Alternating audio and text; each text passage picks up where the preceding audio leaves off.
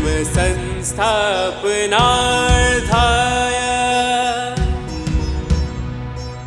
संभवामि युगे युगे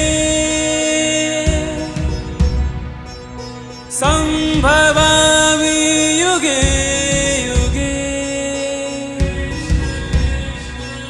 संभवामि युगे युगे। और दूसरा कहते हैं कि यही मेरी शक्ति, एक्चुअली शक्ति पर ही बात चल रही है, वही जानने योग्य परमात्मा विष्णु रूप से भूतों को धारण करता है, रुद्र रूप से संहार करता है और ब्रह्मा रूप से उत्पन्न करता है।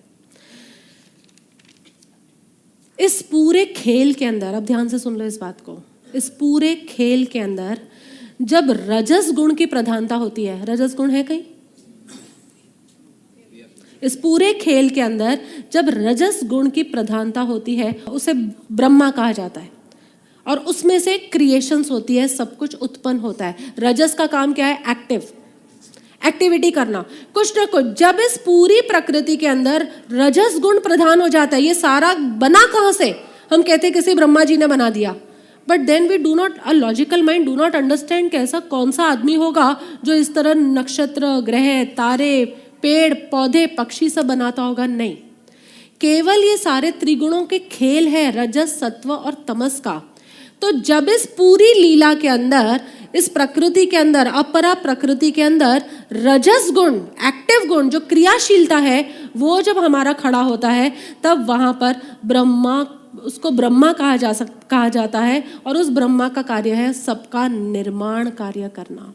इसी प्रकृति के अंदर जब सत्वगुण प्रधान हो जाता है, सत्वगुण, तो उस रूप को, उस गुण के रूप को क्या कहा जाता है? विष्णु। और वो विष्णु क्या करता है? उसमें विवेक है, विष्णु में विवेक है सत्वगुण में, इसलिए वह विष्णु गुण जिसका जिस प्रकार से धारण पोषण करना है उस प्रकार से करते हैं। You better do not suggest God कि मेरे लिए विष्णु भगवान ये नहीं ये कर दो।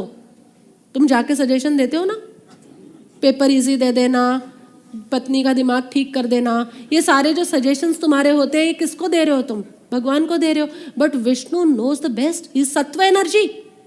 जो सत्व एनर्जी, रजस एनर्जी क्या काम करती है? क्रिएशन का काम, बिकॉज उसका काम ही है क्रियाशीलता। सत्व एनर्जी क्या काम कर रही है? Holding them in place. और इसलिए इस जगत में इस विष्णु के इतने मंदिर हमने बनाए, because it is holding everything in its place.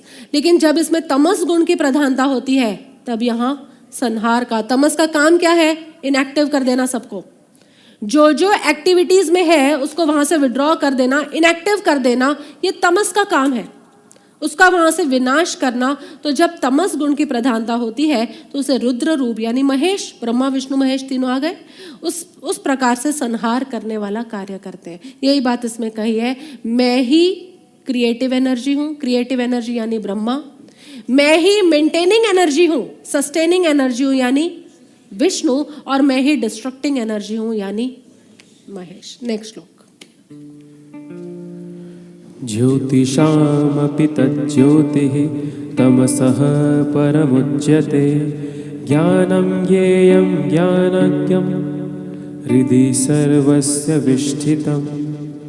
वह पर ब्रह्म, ज्योतियों का भी ज्योति एवं माया से अत्यंत परे कहा जाता है।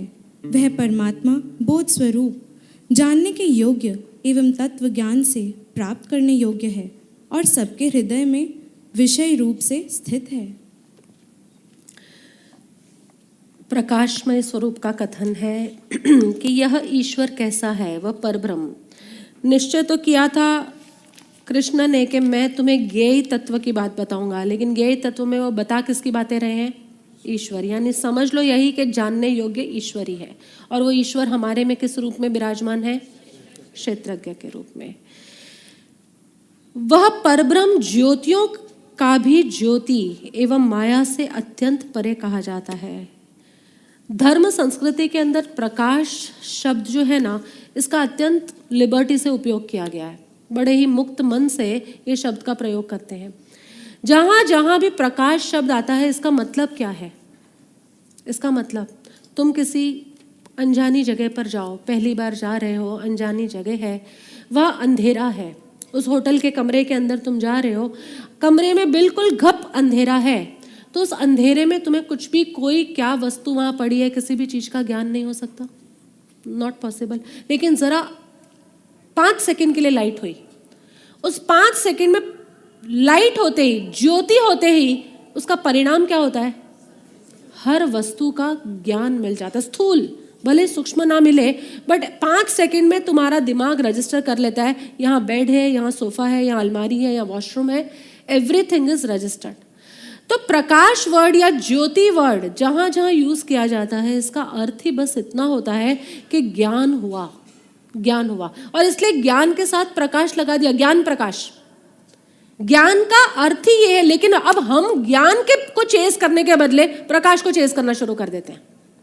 तुम्हें भूल समझ में आ रही है? इसलिए हर कोई साधक जब साधना करने बैठता है ना, यहाँ प्रकाश दिखा, यहाँ दिखा, यहाँ दिखा, अरे मुझे तो आज तक नहीं दिखे इतने प्रकाश।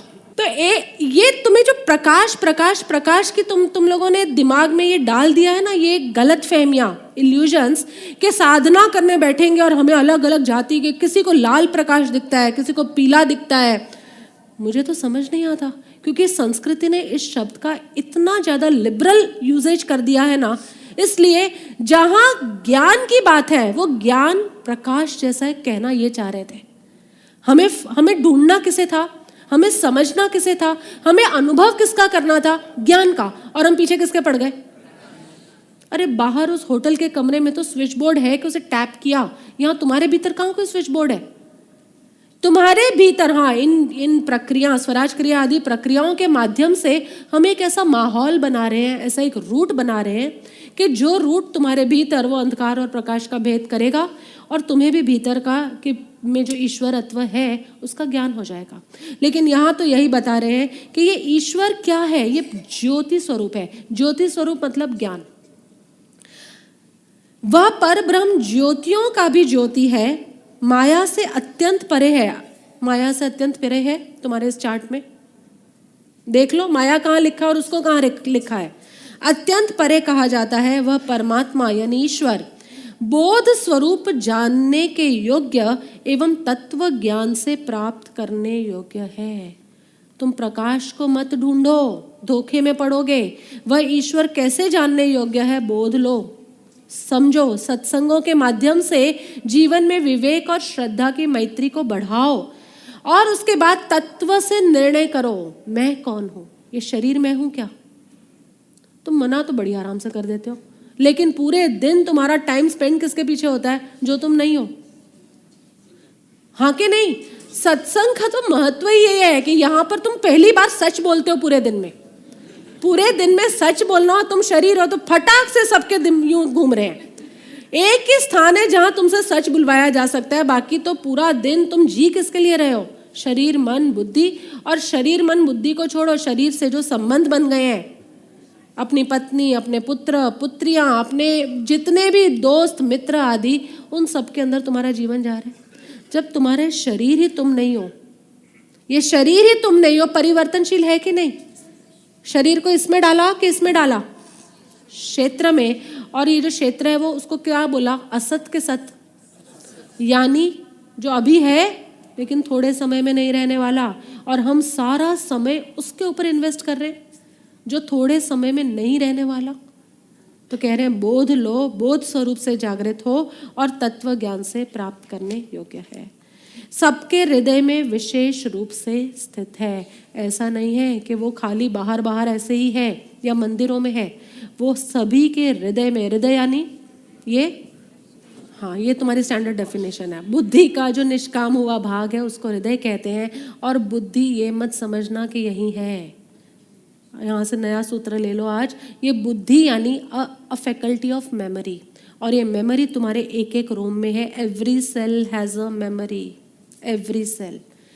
और एवरी सेल जब तुम्हारा निष्काम होता जाएगा, तुम्हारे हाथ, तुम्हारे पैर, तुम्हारा सोचना, तुम्हारा देखना, तुम कुछ देख कर भी निष्काम हो रहे हो, राग द्वेष रहित हो रहे हो, तो समझना कि तुम्हारा हृदय डेवलपमेंट हो रहा है। और जिसके अंदर हृदय डेवलपमेंट होगा उसके हृदय में विशेष रूप से स्थित है। स्थित है लिखा है कि आते हैं? तुम्हारे में ऐसा तो नहीं लिखा आते हैं, स्थित है, मतलब वो already he is existing there. He मतलब तो शी क्यों नहीं बोल देते हम? शी बोलूं कि ही बोलूं? तुम बताओ, वो बोलो। इसलिए अर्धनारीश्वर की रचना करी गई। वो जो ऊपर का पॉइंट है ना, दैट इज अर्धनारीश्वर। चलो next and I believe last shloka today, 18वां। इति क्षेत्रं तथा ज्ञानं येयं च उक्तम समासतः मद्भक्तः एतत् विज्ञाय मद्भावाय उपपद्यते। इस प्रकार क्षेत्र तथा ज्ञान और जानने योग्य परमात्मा का स्वरूप संक्षेप से कहा गया। मेरा भक्त इसको तत्व से जानकर मेरे स्वरूप को प्राप्त होता है। क्षेत्र का स्वरूप किसमें बताया था? 5वें और 6ठे श्लोक में। समाप्त कर रहे हैं, इति खत्म कर रहे हैं जो पहला विषय था यहाँ पर, इसलिए मुझे भी यहाँ खत्म करना होगा। क्षेत्र यानी जिसका लक्षण हमें 5वें और 6ठे श्लोक में पता चला। ज्ञान किसको कह रहे हैं? 7 से 11 तक तुमने जो साधन समुदाय को समझा ना, 7 से 11 तक 20 लक्षण समझे थे ना, वो जो 2 सत्संगों में 20 लक्षण समझे, वो सारा साधन समुदाय को जानना और उस अनुरूप जीना, उसको यहाँ ज्ञान कहा है कृष्ण ने। और जानने योग्य ईश्वर का स्वरूप, वो हमने कहाँ समझा? ये 12 से 17 श्लोक में।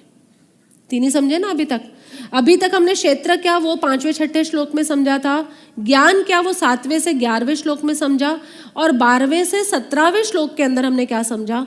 क्षेत्रज्ञ का स्वरूप, यानी उसके अंदर चल क्या रहा था? ईश्वर का स्वरूप। संक्षेप से कहा गया।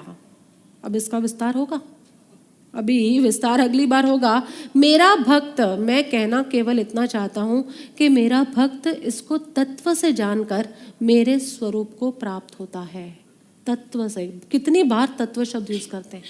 तत्व से यानी उसका जो जैसा रूप है ना, उसको उस रूप से समझना होगा। अब तुम ईश्वर को कोई आकाश में बैठा हुआ व्यक्ति तो नहीं मानते।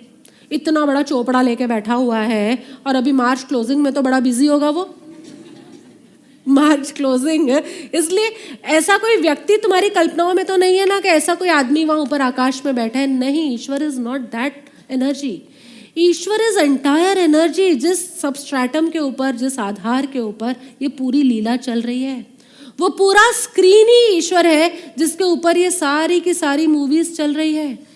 हमें इस मूवी को देखते एक समय में स्क्रीन और मूवी दोनों अलग है, ये समझ लेना है, और समझकर स्क्रीन की जो शुद्धता है उसका अनुभव कर लेना है, एहसास कर लेना है। इन सब सूत्रों को समझाकर मैं ये नहीं एक्सपेक्ट करती तुमसे कभी भी कि तुम्हें सारी बातें याद रह जाए। I never expect. तो तुम्हें मैं आशा भी नहीं रखती। उस दिन के बाद तो मैं बिल्कुल आशा ही छोड़ दी कि तुम्हें कुछ याद रहेगा, लेकिन मैं इतनी आशा तो तुमसे कर सकती हूँ कि तुम्हें इसके आशय याद रहेंगे। आशय क्या है? ये पूरा आज मैंने जो इतनी देर बोला है, सो मेनी एग्जाम्पल्स, कभी घड़े का एग्जाम्पल, कभी स्क्रीन का एग्जाम्पल, कभी मुट्ठी के आकाश और मुट्ठी के बाहर के आकाश का एग्जाम्पल, इससे हम कहना क्या चाहते हैं? कहना क्या चाह रहे हैं? आशय बता दो, बस मुझे इतना बोल दो तो मुझे लगे सुकून। सब कुछ ये सारी की सारी लीला है ना, ईश्वर में चल रही। तुम्हें ये आशय समझ में आता है? यस और नो? जोर से हाँ या ना बोलना। Okay, done. अब ये ओके तुमने बोल तो दिया, और तुम्हारी तो फितरत ही ऐसे, तुम सत्संग में एक ही बार सच बोलते हो। अब यहां से जाने के तुरंत बाद तुम्हें किसी पर गुस्सा आए, कोई तुम्हारी चप्पल चुरा के ले गया हो, कोई तुम्हारी गाड़ी के पीछे अपनी गाड़ी पार्क करके चला गया हो, या आज शायद गर्मी में भोजन की व्यवस्था हो, what ever, I don't know, लेकिन अगर ऐसा कुछ और तुम्हें गुस्सा आए, इसका मतलब क्या हुआ? तुमने जो भी यहाँ यस बोला ना, it doesn't hold any meaning now. It doesn't hold any meaning, isn't it? इसके लिए भी यस। अब ये बोध, ये प्रतीति तुम्हें जितनी देर तक रह जाती है, ये बोध, ये प्रतीति जो मैं कह रही हूँ, एवरीथिंग इज ईश्वर। तुम्हारी सास हो, तुम्हारे ससुर हो, तुम्हारे बच्चे हो, तुम्हारी सौतन हो, तुम्हारी सौतन भी तो ईश्वर नहीं है क्या? ईश्वर के अंदर ये सारा खेल चल रहा है, और सब में वो ईश्वर तत्व तो है, because everything is derived from here. इसलिए सब में तो वो है, उसके प्रति तुम्हें जरा भी उस डायन के प्रति द्वेष होता हो, तुम्हें द्वेष होता हो, इसका मतलब सत्संग में जो तुमने अभी हाँ बोला ना वो झूठ था। तुम्हें किसी के भी प्रति राग होता हो, मेरा बेटा, मेरा पति, मेरी माँ, तुम्हें जितने भी राग होते हो और उसके कारण तुम उसकी ओर आकर्षित होते हो, तो इसका मतलब क्या होगा? सत्संग में जो तुमने अभी हाँ बोला ना वो झूठ था। ये हाँ सच तभी बनेगा, अभी तो तुमने सच बोला है वो मेरे प्रभाव में, लेकिन परिस्थिति के प्रभाव में भी, अभी तो मेरे प्रभाव में, इस 2-2.5 घंटे के सत्संग के प्रभाव में तुम हाँ कह रहे हो कि सब कुछ ईश्वरी है, ईश्वर स्वयं है, सृष्टि सारी, कहाँ उसको खोजना, जो भी होता सब उसी की योजना। तो ये सारी जब उसकी योजना, उस डायन को भेजने की भी योजना उसकी है, उस कैंसर को भेजने की योजना भी उसकी है, जब सारी योजना उसकी है तो हमें आकुलता क्यों हो रही है? इसका मतलब हमने सत्संग में प्रभु को हाँ बोला था, वो हाँ झूठ था, या झूठ नहीं कहूँ तो वो इतना गहरा नहीं था, बहुत थोड़ी देर उसका प्रभाव रहा। इसका प्रभाव बढ़ाना हो तो क्या करोगे? इसकी जागृति, इसकी स्मृति, इसका स्मरण अधिक से अधिक समय रखो। जिसको देखकर क्रोध आए ना, क्रोध के लिए यहाँ बिल्कुल मना ही नहीं है, ये बेस्ट सत्संग है, तुम्हें मालूम है ना। यहाँ हम गुस्सा करने के लिए कभी मना ही नहीं करते, इवन अहंकार करने के लिए भी मना कहाँ किया? आप कुछ मना तो होता ही नहीं यहाँ। अगली बार जैसे ही जिसको देखकर क्रोध आए ना, जरा स्माइल के साथ कह देना, यार है तो तू भी ईश्वरी, है तो तू भी, स्माइल के साथ, बड़ा मजा आएगा तुम्हें। इसलिए कोई भी तुम्हें ऐसा दिखता है ना जिस पर गुस्सा आए, कोई गाड़ी तुम्हारे गाड़ी के पीछे पार्क, आज करवाना सारी उल्टी सीधी गाड़ियां पार्क करा दो, जब तक ये लोग खाना खाते हैं ना, करा दो सारी। और जैसे साला कैसे गाड़ी लगा के चला गया, ये तुम्हारी भाषा कह रही हूं मैं, तुम्हारी, साला है तो ईश्वरी यहाँ पर, जो भी है। मैंने तो जितना खेला इस लीला को, मैं अपने आप को और अधिक प्रसन्न चित्त महसूस करती हूँ और अधिक बालक रूप में महसूस करती हूँ।